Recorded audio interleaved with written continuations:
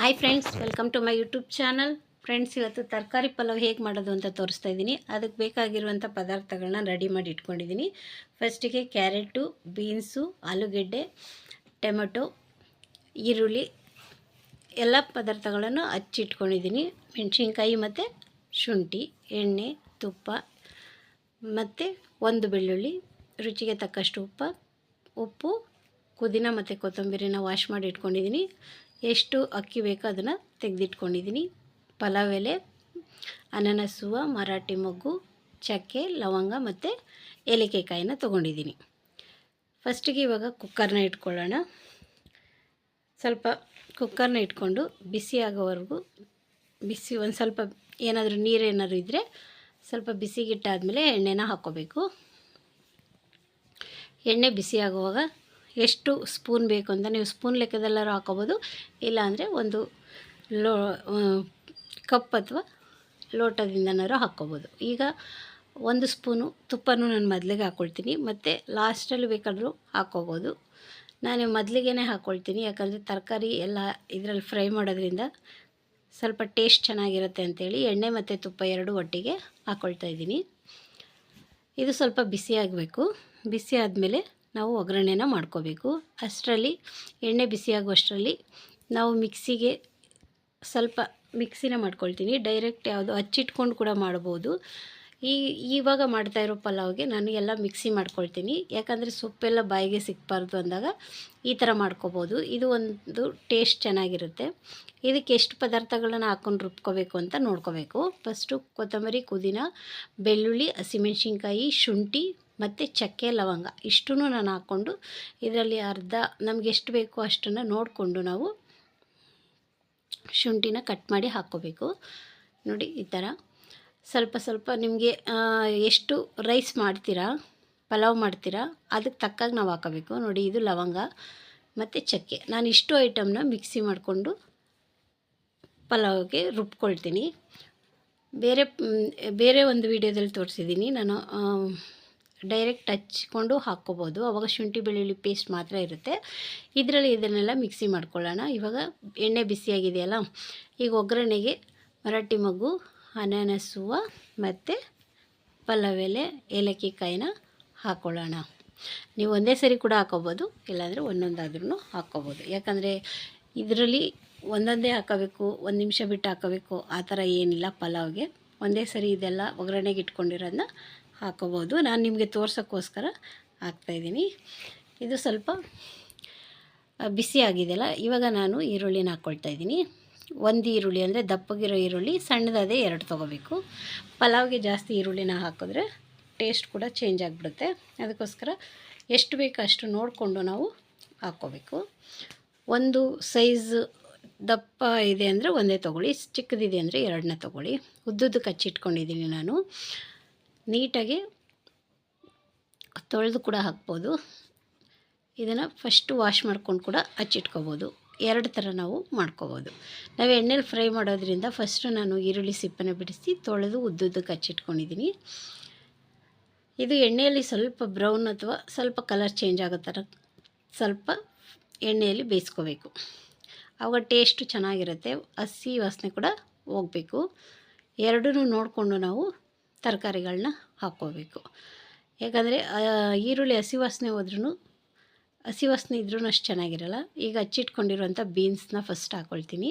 Beans ಸ್ವಲ್ಪ ಗಟ್ಟಿ ಇರುತ್ತೆ, ಯಾಕಂದರೆ ಕ್ಯಾರೆಟು ಮತ್ತು ಆಲೂಗೆಡ್ಡೆ ಸ್ವಲ್ಪ ಸ್ಮೂತ್ ಇರುತ್ತಲ್ಲ, ಅದಕ್ಕೆ ಫಸ್ಟು ಬೀನ್ಸ್ನ ಹಾಕ್ಕೊಂಡು ಸ್ವಲ್ಪ ಫ್ರೈ ಮಾಡಿಕೊಂಡ್ರೆ ಆಮೇಲೆ ನಂತರ ಅವು ಹಾಕ್ಕೊಂಡಾಗ ನಮಗೆ ಎಲ್ಲ ಒಂದೇ ಪ್ರಮಾಣದಲ್ಲಿ ಬೇಯೋಕ್ಕೆ ಈಸಿ ಆಗುತ್ತೆ. ಇವಾಗ ನೋಡಿ,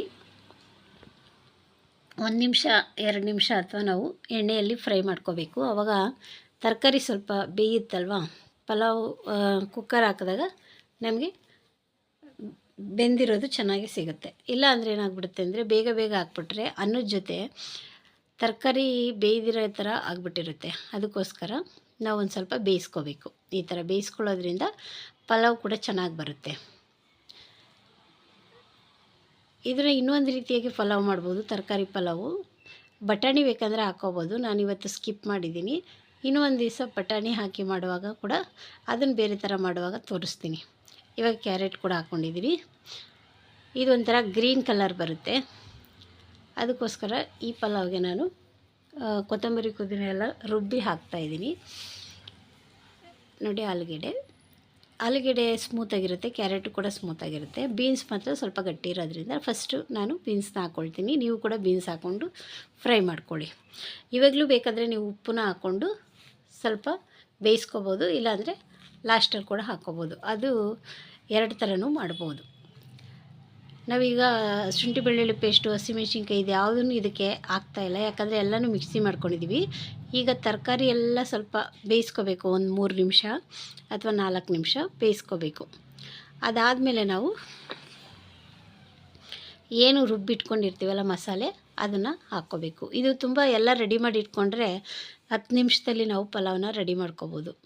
ಫ್ರೈ ಮಾಡಿದ ತಕ್ಷಣ ಕುಕ್ಕರ್ ಮುಚ್ಚಿದ್ರೆ ನಮಗೆ ಪಲಾವ್ 10 ನಿಮಿಷಕ್ಕೆ ರೆಡಿ ಆಗುತ್ತೆ. ಅದಕ್ಕೋಸ್ಕರ ಹೇಳ್ತಾ ಇರೋದು. ಇವಾಗ ನೋಡಿ, ಎಲ್ಲ ಫ್ರೈ ಆಗ್ತಾಯಿದೆ. ಇದ್ರದ್ದು ಸ್ಮೆಲ್ ಕೂಡ ಬರುತ್ತೆ, ಆದರೆ ನಾವು ನೋಡ್ಕೊಂಡು ಮಾಡಬೇಕು. ಉರಿ ಜಾಸ್ತಿನೂ ಇಟ್ಕೋಬಾರ್ದು, ಮೀಡಿಯಮ್ ಫ್ಲೇಮಲ್ಲಿ ಇದನ್ನು ಫ್ರೈ ಮಾಡ್ಕೋಬೇಕು. ತರಕಾರಿಗಳು ಎಣ್ಣೆಯಲ್ಲಿ ಫ್ರೈ ಆದಷ್ಟು ರುಚಿ ಚೆನ್ನಾಗಿ ಕೊಡುತ್ತೆ. ಈಗ ಟೊಮೊಟೊನ ಹಾಕ್ಕೊಳ್ತಾ ಇದ್ದೀನಿ ನೋಡಿ. ತರಕಾರಿಗೆ ಮುಂಚೆನೇ ಟೊಮೊಟೊ ಹಾಕ್ಕೋಬೇಡಿ, ಯಾವಾಗಲೂ ತರಕಾರಿ ಆದಮೇಲೆ ಟೊಮೊಟೊ ಹಾಕ್ಕೊಳ್ಳಿ.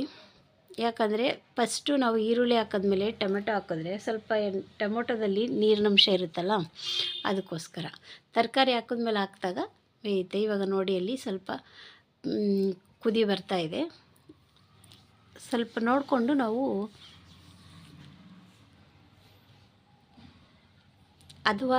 ಅಂದರೆ ಒಂದು ಹಂತವಾಗಿ ನಾವು ಮಸಾಲೆಗಳನ್ನ ಹಾಕ್ಕೊತಾ ಹೋಗಬೇಕು. ಆವಾಗ ಪಲಾವ್ ಚೆನ್ನಾಗಿ ಬರುತ್ತೆ, ಟೇಸ್ಟ್ ಕೂಡ ಚೆನ್ನಾಗಿರುತ್ತೆ. ಇವಾಗ ಒಂದು 2 ನಿಮಿಷ ನಾವು ಇದನ್ನು ತರಕಾರಿನ ಸಿಮ್ಮಲ್ಲಿ ಇಟ್ಬಿಟ್ಟು ಬೇಯಿಸ್ತಾ ಇದ್ದೀನಿ. ಇವಾಗ ಈ ಸಮಯದಲ್ಲಿ ನೀವು ಮಿಕ್ಸಿಗೆ ರೆಡಿ ಮಾಡ್ಕೊಂಡಿದ್ರನ್ನ ಅದನ್ನೆಲ್ಲ ರುಬ್ಕೋಬೇಕು. ನಾನಿವಾಗ ಇದನ್ನು ಬೇಯಕ್ಕೆ ಇಟ್ಬಿಟ್ಟು ಸ್ವಲ್ಪ ಮಸಾಲೆನ ರುಬ್ಕೊಳ್ತಾ ಇದ್ದೀನಿ.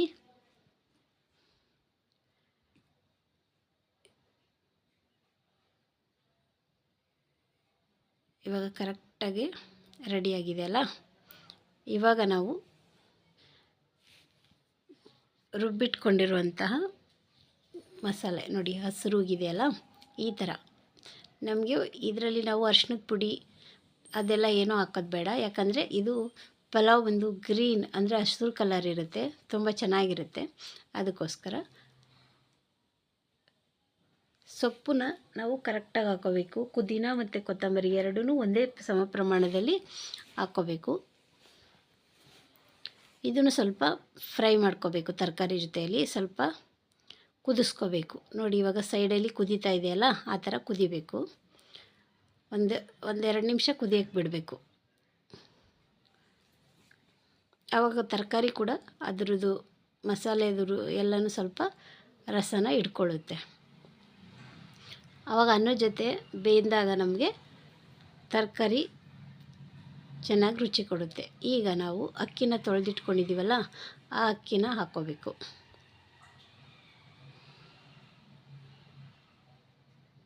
ನಿಧಾನವಾಗಿ ಹಾಕ್ಕೊಂಡು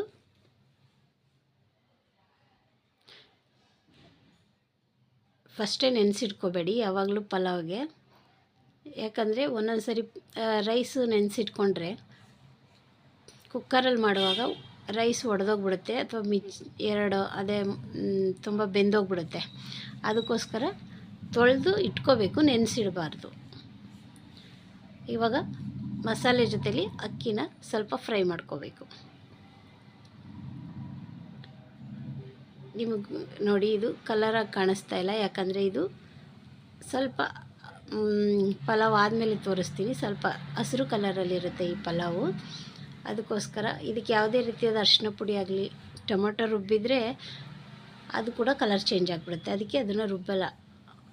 ತರಕಾರಿ ಎಲ್ಲ ಆದಮೇಲೆ ಟೊಮೊಟೊ ಹಾಕಿ ಬೇಯಿಸ್ಕೊಂಡಿದ್ದು ನಾನು. ಇವಾಗ ನಾನು ಇದು ಎಷ್ಟು ಪ್ರಮಾಣದಲ್ಲಿ ಅಕ್ಕಿ ತೊಗೊಂಡಿದ್ದೀನಲ್ಲ, ಅದಕ್ಕೆ ನೀರು, ಮಸಾಲೆ ರುಬ್ಕೊಂಡಿದ್ವಲ್ಲ ಅದರಲ್ಲಿಂದ ನೀರು ತೊಗೊಂಡಿರೋದ್ರಿಂದ ಗ್ರೀನ್ ಕಲರ್ ಇದೆ. ಅದರಲ್ಲಿ ಮಿಕ್ಸಿಯಲ್ಲಿ ಸ್ವಲ್ಪ ಮಸಾಲೆ ಇತ್ತಲ್ಲ, ಅದಕ್ಕೋಸ್ಕರ ಅದನ್ನು ಹಾಕಿ ಅದರದ್ದು ನೀರು ತೊಗೊಂಡಿದ್ದೀನಿ ನೋಡಿ. ಇವಾಗ ಹಸಿರು ಕಾಣಿಸ್ತಾ ಇದೆಯಲ್ಲ ನಿಮಗೆ, ಈ ಥರ ಮಾಡೋದ್ರಿಂದ ನಿಮಗೆ ಹಸಿರು ಕಲರ್ ಕಾಣಿಸುತ್ತೆ. ನಾವು ಚಕ್ಕೆ ಲವಂಗನ ರುಬ್ಕೊಂಡಿದ್ವಲ್ಲ, ಇವಾಗ ಬೇಕಂದರೆ ಒಬ್ಬೊಬ್ಬರು ಮಸಾಲೆ ಜಾಸ್ತಿ ಬೇಡ ಅಂದರೆ ಸ್ಕಿಪ್ ಮಾಡ್ಕೋಬೋದು. ಬೇಕು ಅನ್ನೋರು 1/4 ಸ್ಪೂನ್ ಆಗುವಷ್ಟು ಗರಂ ಮಸಾಲಾನ ಹಾಕ್ಕೊಳ್ಳಿ. ನೋಡಿ ನಾನು 1/4 ಸ್ಪೂನಷ್ಟು ಗರಂ ಮಸಾಲಾನ ಹಾಕ್ಕೊಳ್ತಾ ಇದ್ದೀನಿ. ನೆಕ್ಸ್ಟ್ ಬಂದು ಬಿರಿಯಾನಿ ಪೌಡರು. ಬಿರಿಯಾನಿ ಪೌಡ್ರ್ ಹಾಕ್ಕೊಳ್ಳಿಲ್ಲ ಅಂದ್ರೂ ನಡೆಯುತ್ತೆ, ಹಾಕಿದ್ರೂ ನಡೆಯುತ್ತೆ. ನಾನು ಇದಕ್ಕೆ 1 ಸ್ಪೂನಷ್ಟು ಬಿರಿಯಾನಿ ಮಸಾಲೆನ ಹಾಕ್ಕೊಳ್ತೀನಿ.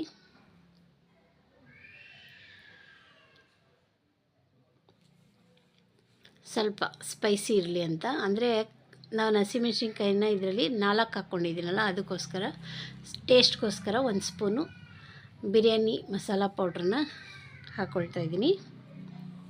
ಇದು ಸ್ಕಿಪ್ ಮಾಡ್ಕೋಬೋದು. ಇದು ರುಚಿಗೆ ತಕ್ಕಷ್ಟು ಕಲ್ಲುಪ್ಪನ್ನ ಹಾಕ್ಕೊಳ್ತೀನಿ. ಕೆಲವರು ಪುಡಿ ಉಪ್ಪನ್ನ ಹಾಕ್ಕೊಳ್ತಾರೆ, ನಾನು ಕಲ್ಲುಪ್ಪನ್ನ ಹಾಕ್ಕೊಳ್ತಾ ಇದ್ದೀನಿ. ನೋಡ್ಕೊಂಡು ಹಾಕ್ಕೋಬೇಕು. ನಾವು ಎಷ್ಟು ಅಕ್ಕಿ ಇಟ್ಟಿರ್ತೀವಿ ಆ ಅಂದಾಜು ಮೇಲೆ ನಾವು ಉಪ್ಪನ್ನ ಹಾಕ್ಕೋಬೇಕು. ಒಂದು ರೌಂಡು ತಿರುಗಿಸ್ಕೊಂಬಿಟ್ಟು 1-2 ನಿಮಿಷ ಅಥವಾ 1 ನಿಮಿಷ ಬಿಡಬೇಕು ಬಿಸಿ ಆಗೋ ತನಕ. ಬಿಸಿ ಆದಮೇಲೆ ಅಥವಾ ಕುದಿ ಬಂದಮೇಲೆ ನೀವು ಕ್ಯಾಪ್ ಮುಚ್ಚಿದ್ರೆ ಒಂದೇ ವಿಸಲ್ಲು, ಸ್ವಲ್ಪ ಬಿಸಿ ಆದಮೇಲೆ ಮುಚ್ಚಿದ್ರೆ 2 ವಿಸಲ್ಲು, ಅಥವಾ ನಿಮ್ಮದು ಕುಕ್ಕರ್ಗೆ ಅನುಗುಣವಾಗಿ ನೀವು 1 ಅಥವಾ 2 ಕೂಗನ್ನ ಕೂಗಿಸ್ಕೋಬೋದು. ಈಗ ಕುಕ್ಕರ್ ಕ್ಯಾಪ್ ಹಾಕಿದ್ದೀವಿ, ಕುಕ್ಕರ್ ಕೂಗಿದೆ. ಈಗ ಓಪನ್ ಮಾಡ್ತಾಯಿದ್ದೀನಿ ನೋಡಿ. ಒಂದು 5 ನಿಮಿಷ ಬಿಟ್ಟಾದಮೇಲೆ ಕುಕ್ಕರ್ದು ಓಪನ್ ಮಾಡಿದ್ದೀನಿ.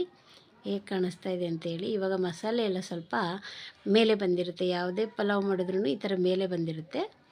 ಆವಾಗ ನಾವೇನು ಮಾಡಬೇಕು, 1 ಸ್ಪೂನ್ ತಗೋಬೇಕು. ಅದರಿಂದ ಕೆಳಗಡೆಯಿಂದ ಮೇಲ್ಗಡೆಗೆ ನಿಧಾನವಾಗಿ ಸ್ವಲ್ಪ ಕೆಳಗಡೆ ಮೇಲ್ಗಡೆ ಮಾಡೋದ್ರಿಂದ ಪಲಾವು ಕರೆಕ್ಟಾಗಿ ಬರುತ್ತೆ. ನೋಡಿ ಹೊಗೆ ಬರ್ತಾ ಇದೆ. ಪಲಾವ್ ಕೂಡ ನಿಮಗೆ ಗೊತ್ತಾಗ್ತಾ ಇದೆ ಕಲರ್ ಚೇಂಜ್ ಇದೆ ಅಂತ. ಈ ಥರ ನಿಧಾನವಾಗಿ ಪಲಾವನ್ನ ಮೇಲೆ ಕೆಳಗೆ ಮಾಡೋದ್ರಿಂದ ತರಕಾರಿ ಕೂಡ ಮಸಾಲೆ ಕೂಡ ಎಲ್ಲ ಕಡೆ ಒಂದೇ ಹದವಾಗಿ ಬರುತ್ತೆ. ನೆಕ್ಸ್ಟು ಮೊಸರು ಬಜ್ಜಿ, ಈರುಳ್ಳಿ, ಟೊಮೆಟೊ ಮತ್ತು ಸೌತೆಕಾಯಿನ ಕಟ್ ಮಾಡಿ ಇಟ್ಕೊಂಡಿದ್ದೀನಿ. ಅದಕ್ಕೆ ಮೊಸರನ್ನ ಹಾಕ್ಕೊಂಡು ಕಲಿಸ್ಕೊಳ್ಳೋಣ. ಪಲಾವ್ಗೆ ಚಟ್ನಿ ಬೇಕಾದರೂ ಮಾಡ್ಕೋಬೋದು, ಮೊಸರು ಬಜ್ಜಿ ಬೇಕಾದರೂ ಮಾಡ್ಕೋಬೋದು. ಯಾರಿಗೇನು ಇಷ್ಟ ಆಗುತ್ತೆ ಅದನ್ನು ಮಾಡ್ಕೋಬೋದು. ಬರೀ ಸೌತೆಕಾಯಿ ಹಾಕಿ ಮೊಸರು ಬಜ್ಜಿ ಮಾಡ್ಕೋಬೋದು. ಟೊಮೆಟೊ ಮತ್ತು ಈರುಳ್ಳಿ ಹಾಕೋದ್ರಿಂದ ಅದು ಒಂಥರ ಟೇಸ್ಟ್ ಚೆನ್ನಾಗಿರುತ್ತೆ. ಸ್ವಲ್ಪ ರುಚಿಗೆ ತಕ್ಕಷ್ಟು ಉಪ್ಪು ಮತ್ತು ಕೊತ್ತಂಬರಿ ಸೊಪ್ಪನ್ನ ಹಾಕ್ಕೊಳ್ತಾ ಇದ್ದೀನಿ. ಒಂದು ಸ್ವಲ್ಪ ಮೊಸರು ಗಟ್ಟಿ ಇರುತ್ತಲ್ಲ, ಅದಕ್ಕೆ ಒಂದು ಸ್ವಲ್ಪ ನೀರನ್ನ ಹಾಕ್ಕೊಳ್ಳಿ. ಎಷ್ಟು ಬೇಕಾಗುತ್ತೆ ಅಷ್ಟು ನೀರು. ತೆಳ್ಳಗೆ ಬೇಕಂದರೆ ಒಂದು ಸ್ವಲ್ಪ ಮೊಸರು ಯಾವ ಅದಕ್ಕೆ ಬೇಕು ಅದನ್ನು ನೋಡಿಕೊಂಡು ನೀವು ನೀರನ್ನ ಹಾಕ್ಕೊಂಡು ಸ್ವಲ್ಪ ಮಿಕ್ಸ್ ಮಾಡ್ಕೋಬೇಕು. ಇವಾಗ ಮೊಸರು ಬಜ್ಜಿ ರೆಡಿಯಾಗಿದೆ, ಪಲಾವ್ ಕೂಡ ರೆಡಿಯಾಗಿದೆ. ಇವಾಗ ಚೆನ್ನಾಗಿ ಬಂದಿದೆಯಲ್ಲ ಕಲರ್ಫುಲ್ಲಾಗಿ. ಈಗ ನೋಡಿ ಮೊಸರು ಬಜ್ಜಿ ಜೊತೆ ಪಲಾವ್ ರೆಡಿಯಾಗಿದೆ. ಬನ್ನಿ ತಿಂದು ರುಚಿ ನೋಡಿ ಹೇಳೋಣ. ಕಮೆಂಟ್ ಮಾಡೋದು ಮಾತ್ರ ಮರಿಬೇಡಿ ಫ್ರೆಂಡ್ಸ್. ಸಬ್ಸ್ಕ್ರೈಬ್ ಮಾಡಿಕೊಂಡು ಸಪೋರ್ಟು ಮಾಡಿ.